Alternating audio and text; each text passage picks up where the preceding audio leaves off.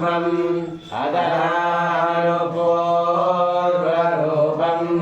उत्तरानुत्तररूपम् वाक्सन्धिः जिह्वासन्धानम् इत्यध्यता महाचरम् व्याख्याता वेदा सन्धीयते प्रजया पशुभिः ब्रह्मवर्चते जिह्वा मे मधुमत्तमा कर्णाभ्यां भूरिश्रवम्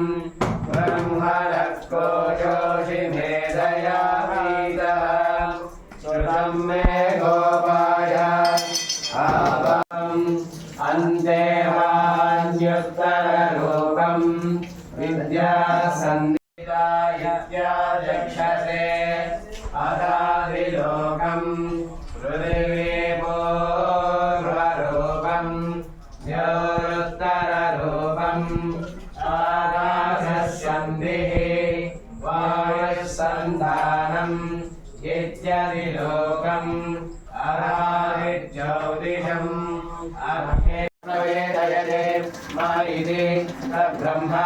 स आत्मा अङ्गान्तरिक्षम् सुवरित्यसौ लोकः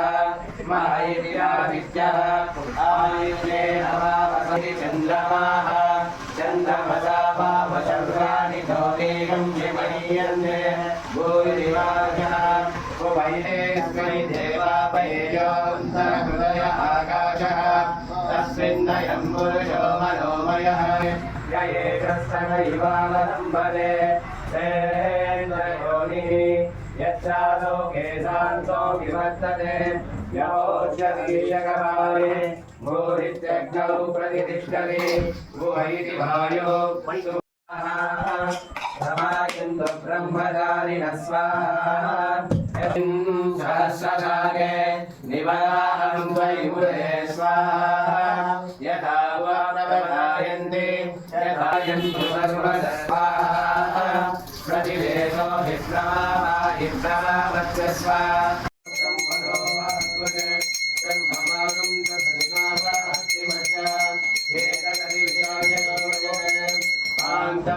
इदं सर्वं आन्ते नैव आन्तं गश्यनोति ओमिति ब्रह्म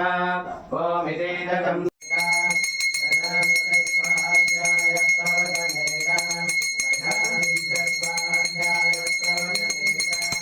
अतरविदिदस्य प्रचाराधीतरः